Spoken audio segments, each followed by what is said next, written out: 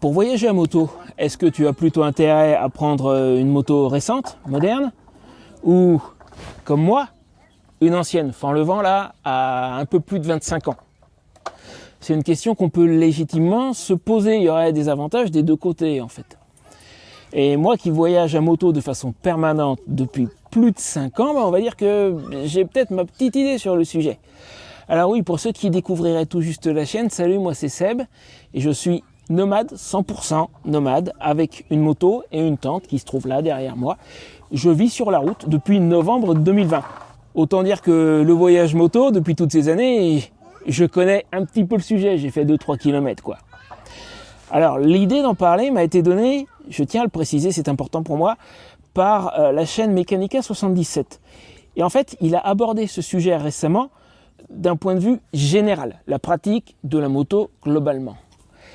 Mais moi, je me suis dit que ça pourrait être intéressant d'approfondir sur spécifiquement le domaine du voyage moto. Encore une fois, le voyage moto, c'est un petit peu mon truc quand même. Donc je pense qu'on va en parler. Alors d'abord, qu'est-ce qu'une moto ancienne? Tout du moins, ce qu'on va considérer comme étant une moto ancienne dans le cadre de cette vidéo. On ne parle pas, évidemment, d'une moto des années 50, ça c'est même plus de l'ancienne, c'est de la collection. Et tu ne vas pas voyager avec ça, c'est pas de ça qu'on parle. Mais pour moi, en fait, il y a une scission qui s'est opérée il y a 15-20 ans, à peu près, à la louche. Je ne vais pas te donner une date précise parce que ce n'est pas un événement déterminé, c'est quelque chose qui s'est fait sur la durée. Mais si tu veux, il y a une quinzaine, une vingtaine d'années, on a commencé à voir de plus en plus d'électronique embarquée dans les véhicules d'une manière générale. D'ailleurs, ce n'est pas que les motos à la limite. Ça a commencé avec l'injection, puis l'ABS obligatoire, puis tout un tas d'autres équipements, des détecteurs, des machins. Aujourd'hui, quand tu as une moto ou une voiture moderne et tu l'emmènes chez le garagiste parce que tu as un problème, c'est limite comme quand toi tu vas au médecin, c'est dis-moi où tu as mal. Le garagiste branche un outil informatique sur la prise OBD du véhicule et c'est le véhicule qui lui dit ce qui ne va pas. Ça, je trouve ça extraordinaire, mais surtout pour moi, en fait, c'est un problème. C'est un gros problème. Et donc le curseur, je vais le positionner à cette époque-là, à l'époque où l'électronique a commencé à se généraliser, à se démocratiser, où on a commencé à en avoir absolument partout. C'est là que je place le curseur. Pour moi, qu'est-ce qu'une moto ancienne? C'est une moto d'avant ces époques-là. Ma Fanlevent, là, c'est une Yamaha Royal Star de 2000. Donc là, on est en janvier 2026, au moment où je tourne. Elle a 25 ans, presque et demi. Ma moto d'avant, ma Rocinante, on va en reparler de Rocinante dans un moment parce que je vais avoir des exemples à te donner, notamment de l'époque où j'avais Rocinante. C'est une Kawasaki Vulcan 500 de 1997. Donc les deux, c'est ce que je considère des motos anciennes. Ce sont des motos notamment à carburateur, où il n'y a quasiment pas d'électronique. Il doit y avoir un allumage électronique, oui, ça c'est l'indispensable pour être sûr que tu démarres bien tous les jours, mais en dehors de ça, sur Rocinante, il n'y avait pas d'électronique du tout, que l'allumage. Et Fanlevent, elle a l'allumage et un tout petit peu dans le compteur. Mais c'est pas ce qu'il y a dans le compteur qui peut éventuellement l'empêcher de rouler si ça foire. Pour le reste, c'est de la bonne vieille mécanique.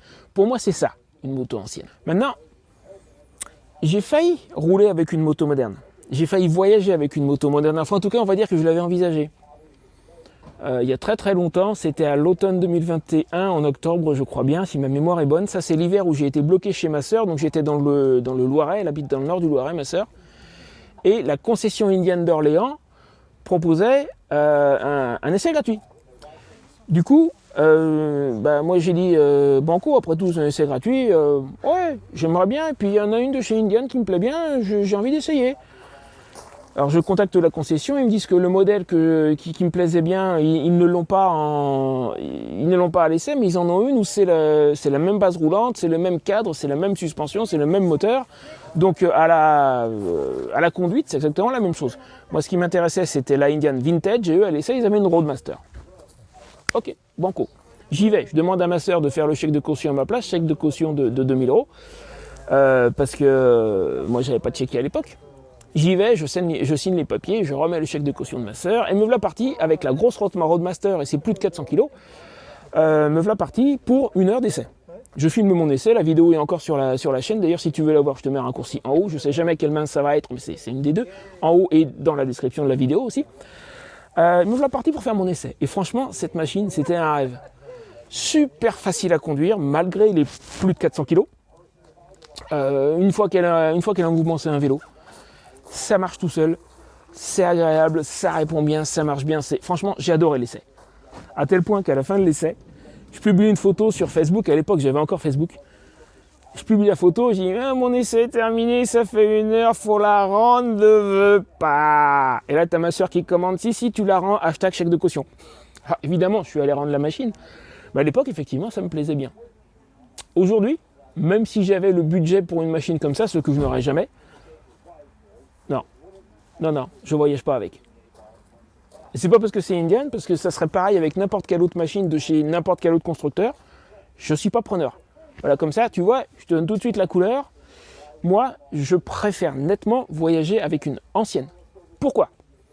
Je vais te raconter une ou deux petites anecdotes de choses qui me sont arrivées avec Rocinante, notamment parce qu'avec Font-le-Vent jusqu'ici, j'ai pas eu excessivement de... Enfin, c'est que j'ai pas eu de problème.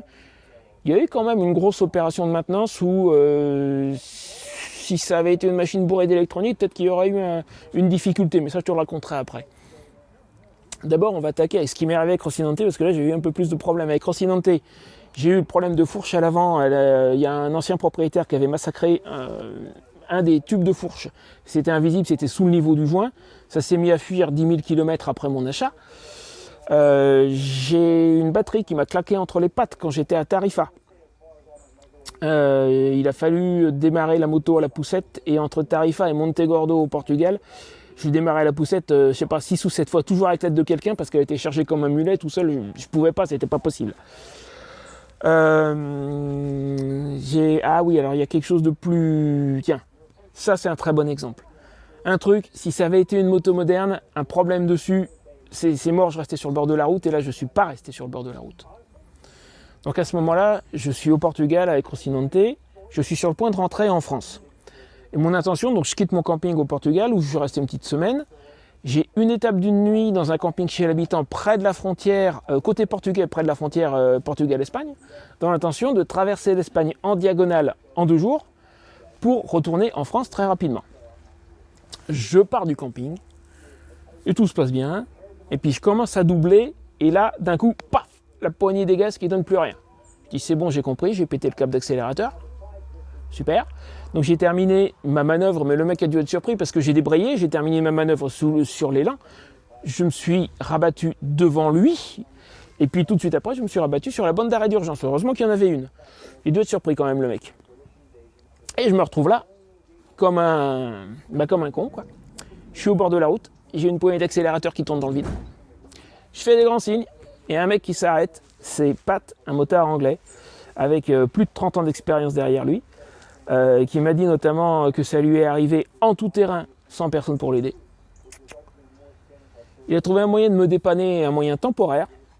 Alors déjà, il était question de connecter le câble de retour sur une poignée d'accélérateur d'une moto à carbu. Tu as 2 câbles, un pour l'accélération et un qui normalement ramène la poignée. Mais qui n'est pas indispensable parce que côté carbu, il y a déjà un ressort sur le câble d'accélérateur qui la ramène.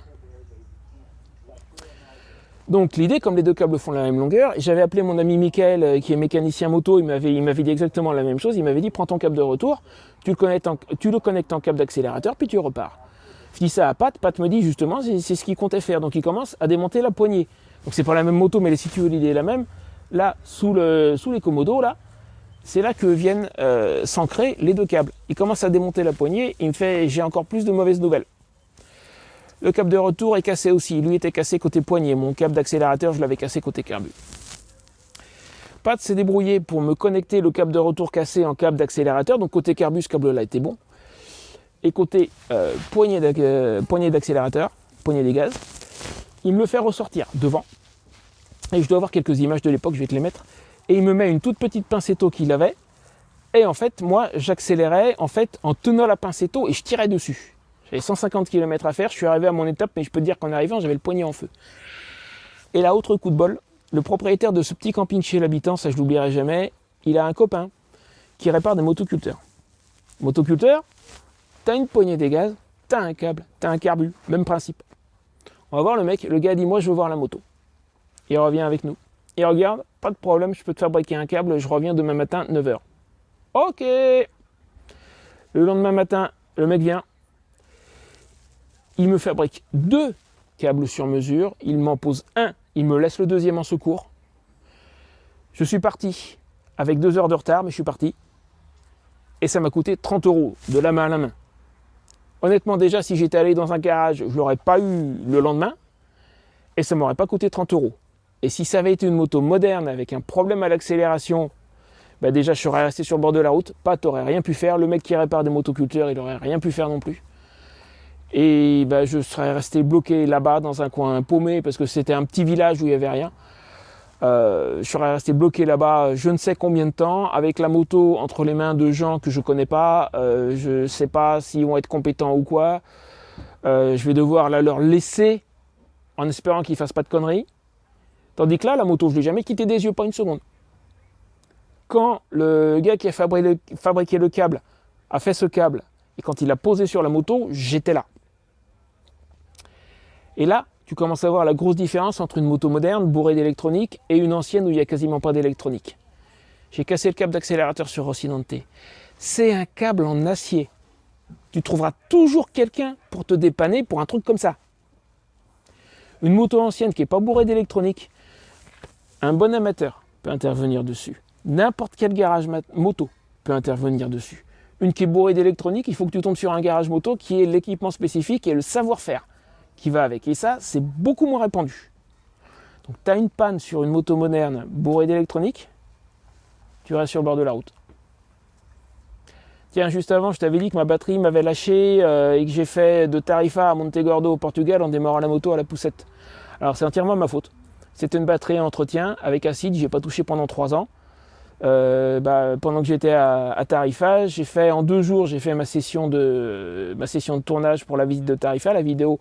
Tiens, je te la mets là. C'est une très belle ville, Tarifa, c'est franchement sympa. Et à la fin de ma deuxième session de tournage, je m'arrête pour faire le plein pour mon départ le lendemain. Et après avoir fait le plein, je vais remettre le contact. Rien. Plus rien qui s'allume. La batterie s'était mise en sécurité, morte. Et en plus, en sortant la batterie, j'ai cassé une décosse. J'ai réussi à remettre le fil où la cosse était cassée, je l'ai coincé dans la vis, j'ai fait une réparation à la MacGyver et puis après il a fallu démarrer la moto à la poussette. Une moto moderne, je ne suis pas convaincu que batterie morte, tu la démarres à la poussette parce que toute l'électronique qui est dedans, elle ne va pas vouloir y aller. Tandis qu'une moto ancienne, ta batterie est morte, tu la pousses, tu embrayes, hop, et elle démarre. Je te dis, entre Tarifa et Montegordo, Rocinante, je l'ai démarré au moins 6 ou 7 fois avec les bagages sur le dos. Alors, après ma session de tournage, je n'avais pas les bagages. Ça a été un peu plus facile. Et puis, coup de bol, la station-service, pour repartir, il y avait une petite descente. Donc, on m'a poussé, arrivé en bas de la descente, pop, et elle est partie. Mais entre le camping et Montegordo, une fois arrivé au Portugal à Montegordo, je devais rester là une semaine, j'ai commandé une batterie sur Amazon. Et j'ai cherché dans tout Montegordo pour trouver une cosse, et j'ai eu encore un coup de bol. À la fin de mes recherches, je tombe sur une petite quincaillerie à l'ancienne. J'explique, je montre le modèle. Le mec va dans son arrière-boutique, il me sort un casier, comme ça, compartimenté, avec, dans ce sens-là, tu vas pas voir à peu près large comme ça. Le casier compartimenté, des cases de 5 cm de côté, des carrés, avec des cosses en cuivre de toutes les tailles, de toutes les formes, j'ai eu qu'à choisir. Coup de bol. J'ai passé plus de 3 heures à chercher et je trouve ce mec-là à la fin. Donc je mets la cosse, tant bien que mal, j'avais pas de pince à sertir, je l'ai fait avec une pince, une multiprise qu'on m'a prêtée. Je mets la batterie neuve reçue d'Amazon, une batterie préchargée en usine, je mets un coup de démarreur, elle part. Bah, c'est une ancienne quoi. C'est une ancienne. Il n'y a pas d'électronique. Tu lui mets la batterie, elle démarre, et je suis reparti. Et puis c'est après cette fois-là, c'était un camping plus loin que j'ai pété le câble d'accélérateur. Une ancienne, tu tombes en panne au bord de la route, tu trouveras toujours un moyen de te débrouiller. Et là, quand tu voyages avec une moto, ça c'est particulièrement important. Particulièrement important. Si tu as une moto moderne, bah, t'as une couille quelconque, tu vas te retrouver bloqué. C'est pas plus compliqué que ça. T'as une ancienne, tu trouveras toujours quelqu'un qui soit capable de te dépanner. Peut-être pas dans la seconde, moi c'est vrai que la fois où j'ai pété le câble, j'ai eu du bol de trouver quelqu'un tout de suite, mais j'aurais de toute façon, tôt ou tard, trouvé quelqu'un. Parce que c'est de la bonne vieille mécanique. Du coup, bah, n'importe qui peut intervenir dessus, enfin n'importe qui. Faut pas laisser n'importe qui non plus intervenir sur ta machine, mais un bon amateur. Regarde, mon ami Bertrand, près du Mans, là, quand je vais remonter au printemps, on doit faire un cycle de maintenance complet sur Fend-le-Vent. Et là, ça m'amène au dernier truc que je voulais te raconter d'ailleurs. Les motos modernes bourrées d'électronique, Bertrand, c'est pas spécialement son truc. Par contre, les anciennes, il restaure des motos depuis ses 11 ans. Il peut tout faire. Si tu avais vu, j'ai les images de Rocinante qu'il a restauré, on dirait une moto neuve. Et justement, alors sur Fend-le-Vent, le seul truc qui est eu où j'aurais peut-être, ça m'aurait coûté beaucoup plus cher, surtout si j'avais eu une moto moderne. Je soupçonne, je suis pas sûr, je soupçonne. Mais là, je pense à tout ce qui est détecteur placé un peu partout. Sur cette machine, pour changer le pneu arrière, il faut sortir les pots. Du coup, tu vas dans une concession ou un garage, bah, c'est du temps de main d'œuvre. Ce qui coûte cher, c'est pas tellement le pneu, c'est la main d'œuvre. Et là, cette fois-là, en fait, j'ai commandé le pneu sur Allo Pneu, je pense. Il est arrivé chez Bertrand. Je vais avec Fend-le-Vent chez Bertrand. On la lève, on sort la roue, on enlève les pots, on sort la roue. C'est surtout lui. Moi, j'ai un petit peu fait l'assistant, mais c'est surtout lui. Hein. Et on emmène la roue chez Daffy avec le pneu pour qu'il nous le change. Bon, il leur a joué un petit coup de pipeau parce que les Daffy et autres, en général, t'amènes un pneu qui n'a pas été acheté chez eux, ils aiment pas trop. Là, il leur a dit, ouais, j'ai acheté cette machine, il y avait le pneu avec, machin, et ils ont accepté de le changer. Mais surtout, j'ai fait une grosse économie sur la manœuvre, parce que c'est Bertrand qui a fait la manœuvre. Là, j'ai eu un coup de main. Ça m'a coûté. Là, c'est pas que ça aurait été impossible à faire ailleurs, c'est juste que je pense que ça m'a coûté moins cher. Sauf que si ça avait été une machine bourrée d'électronique, est-ce qu'il n'y aurait pas un truc qui se serait mis en erreur, un défaut, parce qu'on a sorti la roue et que ça n'a pas été fait par le concessionnaire officiel de la marque, un truc comme ça? J'en suis pas sûr, mais voilà, on va dire que j'ai des doutes. J'ai entendu parler de gens, j'ai une amie ici avec une camionnette qui il y a quelques années a fait sa vidange elle-même, et puis l'ordinateur de bord s'est mis en erreur parce que ça n'avait pas été indiqué dans l'ordinateur de bord que la vidange avait été faite, donc il considérait toujours qu'il fallait faire la vidange. Moi je suis désolé, j'ai pas besoin d'un ordinateur de bord pour me dire qu'il faut faire une vidange ou quand la faire, ou je prends mon téléphone, je note. Je sais que là par exemple Fend-le-Vent, il lui reste un peu moins de 3000 km avant de faire la prochaine vidange. Ça veut dire que je vais au Portugal, je fais la Nationale 2 avec Jean-Michel, je fais tout ce qu'on a à faire, et puis je rentre en France d'ici à ce que j'arrive là-haut vers chez Bertrand et chez Julien qui est à Chartres. On sera à peu près au moment de faire la vidange. Je n'ai pas besoin d'avoir un ordinateur de bord qui me le dise, hein, c'est bon, je le sais. J'ai noté quand la dernière vidange a été faite, on n'en parle plus, c'est bon, je suis au courant. Donc j'ai pas besoin. Voilà, si tu veux, pour moi, si tu dois voyager, tu as plutôt intérêt à avoir une ancienne pour ces raisons-là. Que si t'as une moto moderne bourrée d'électronique, tant que ça marche, c'est très bien. Le jour où tu as une couille, ça se complique. Tandis qu'une ancienne, tu trouveras toujours quelqu'un pour réparer. Voilà tout. C'est pas plus compliqué que ça. Ça se résume à ça. Alors, n'hésite pas à me dire ce que tu en penses dans les commentaires. Moi, ça m'intéresse. Et puis, tu sais quoi ?